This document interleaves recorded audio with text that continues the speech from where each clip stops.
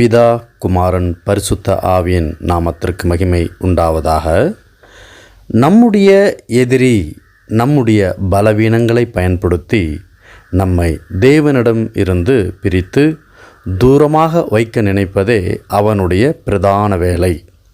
நாமும் பாவ சுபாவங்களை விட முடியாமல் குற்ற உணர்வோடு திகைப்பதும், நாளடைவில் மரத்துப்போன இருதயத்துடன் ஒரு புறம் தேவனை தேடுவதும், மறுபுறம் பாவ வாழ்க்கையில் காலூன்றி விட முடியாமல் தவிப்பதும், பாவ சுபாவங்களோடு ஒரு நாள் தானே என்று விடப்பட்ட பழக்கம் ஒரு நாள் கடந்து ஒரு வாரம், ஒரு மாதம், ஒரு வருடம் என்கின்ற பழக்கம் வரை நீடித்து ஒரு கட்டத்தில் மரத்து போன நம்முடைய இருதயம் நாம் செய்வது தவறே அல்ல என்கின்ற மனநிலை உருவாகிறது.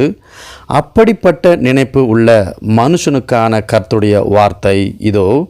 தொடர்ந்து இணைந்திருங்கள். கர்த்தருடைய நாமம் மகிமைப்படுவதாக.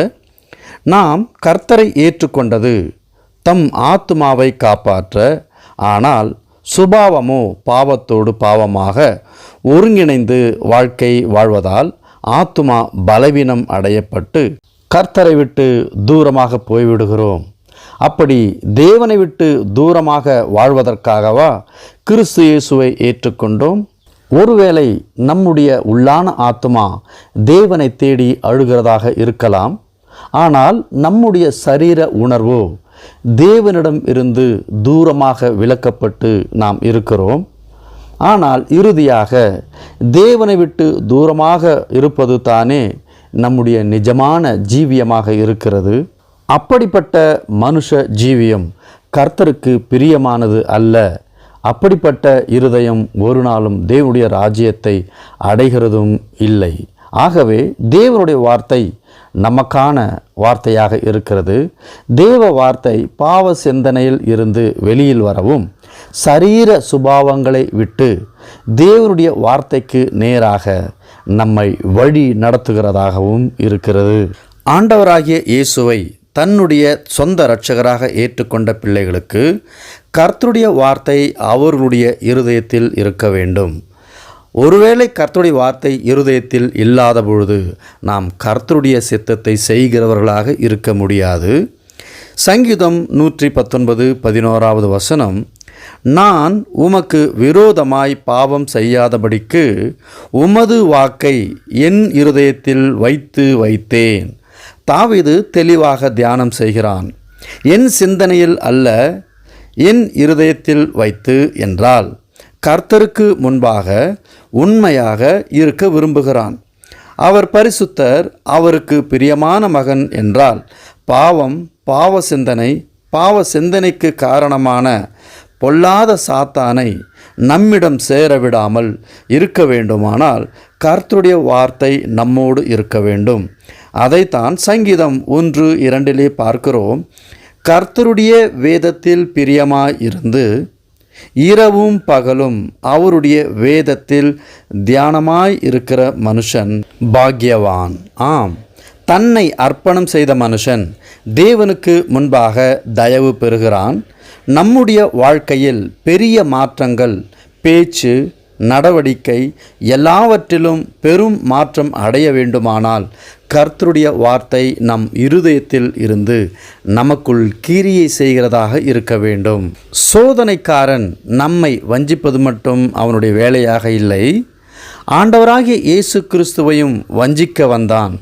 மத்தேயு 4:3 அப்பொழுது சோதனைக்காரன் அவரிடத்தில் வந்து, நீர் தேவனுடைய குமாரனேயானால் இந்த கல்லுகள் அப்பங்களாகும்படி சொல்லும் என்றான். ஆனால் அவர் அவனுக்கு பிரதியுத்தரமாக, மனுஷன் அப்பத்தினால் மாத்திரம் அல்ல, தேவனுடைய வாயிலிருந்து புறப்படுகிற ஒவ்வொரு வார்த்தையினாலும் பிழைப்பான் என்று எழுதி இருக்கிறதே என்றார். சோதனைக்காரனுக்கு தேவகுமாரன் யார் என்று நன்றாகவே தெரியும். ஆனால் அவரை அவன் சோதிக்கிறான். ஆனால் தேவகுமாரனோ எளிமையாக தேவனுடைய வாயிலிருந்து புறப்படும் ஒவ்வொரு வார்த்தையினாலும் பிழைப்பான் என்று சொல்லுகிறார்.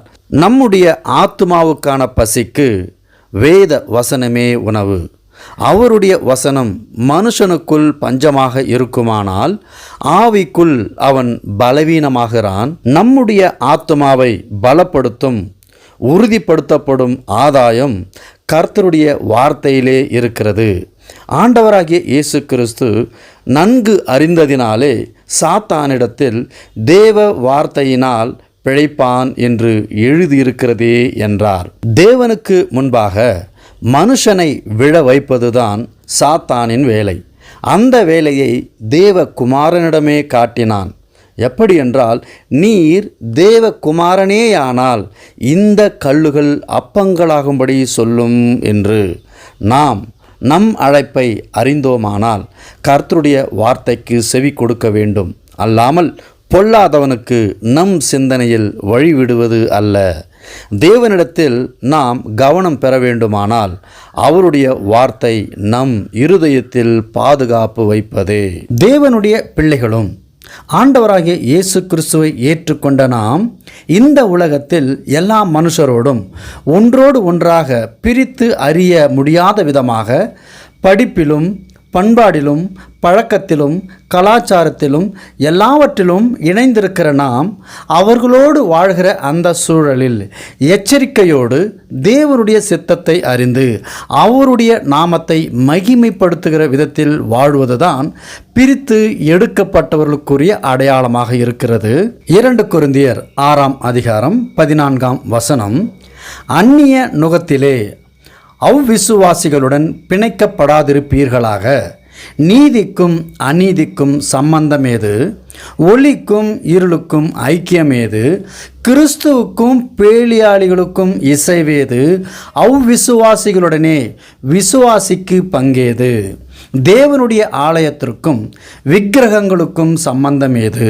நான் அவர்களுக்குள்ளே வாசம் பண்ணி அவர்களுக்குள்ளே உலாவி அவர்கள் தேவனாய் இருப்பேன், அவர்கள் என் ஜனங்களாய் இருப்பார்கள் என்று தேவன் சொன்னபடி நீங்கள் ஜீவனுள்ள தேவனுடைய ஆலயமாய் இருக்கிறீர்களே.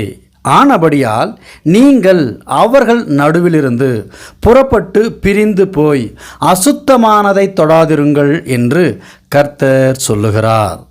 கர்த்தருடைய வார்த்தை தெளிவாக நமக்கு கற்பிப்பது என்ன என்றால், சூழ்நிலை, காரணம், வேலைவாய்ப்பு, அன்றாட வாழ்வில் எல்லாரோடு சேர்ந்து பயணிக்கிறோம்.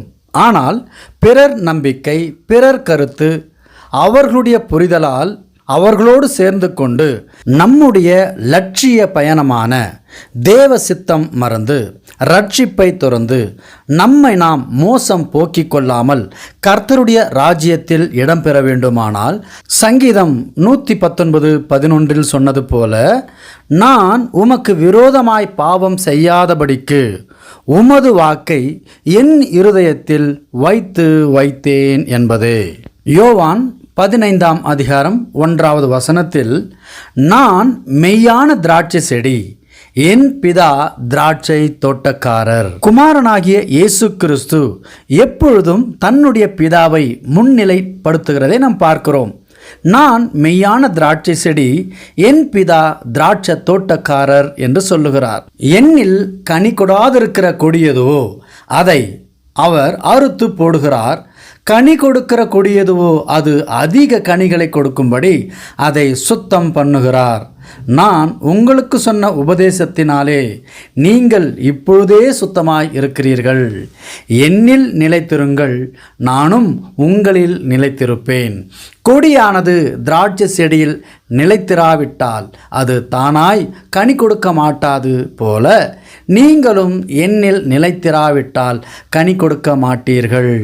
நானே திராட்சை செடி, நீங்கள் கொடிகள். ஒருவன் என்னிலும் நான் அவனிலும் நிலைத்திருந்தால் அவன் மிகுந்த கனிகளை கொடுப்பான். என்னையல்லாமல் உங்களால் ஒன்றும் செய்யக்கூடாது. நம்மில் பாவ சிந்தனைகளும் பாவ சுபாவங்கள் இல்லாமல் இருக்க வேண்டுமானால் கர்த்தருடைய வார்த்தை நம்மிலும் நம்முடைய இருதயத்திலும் இருந்து கிரியை செய்கிறதாக இருக்க வேண்டும். நம்மில் கர்த்தருடைய வார்த்தை கிரியை செய்யாமல் இருக்க பொல்லாதவன் நம்முடைய இருதயத்தில் களைகளை விதைத்துவிட்டு போனான் என்று கடந்த பகுதிகளிலே பார்த்தோம். கர்த்தருடைய வார்த்தை நம்மில் நிலைத்திராவிட்டால் கனியை கொடுக்க முடியாது அல்லவா? 15:2 பார்த்தோம், என்னில் கனி கொடுக்காதிருக்கிற கொடி எதுவோ அதை அவர் பிதாவானவர் அறுத்து போடுகிறார்.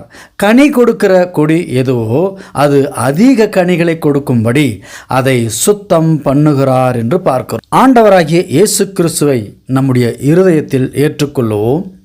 அவருடைய வார்த்தைகளை இருதயம் ஏற்றுக்கொள்ளட்டும். அவருக்குரிய கிரியைகளை செய்வோம். கர்த்தர் நாமம் மகிமைப்படட்டும். சங்கீதம் 98:9, அவர் பூமியை நியாயம் தீர்க்க வருகிறார்.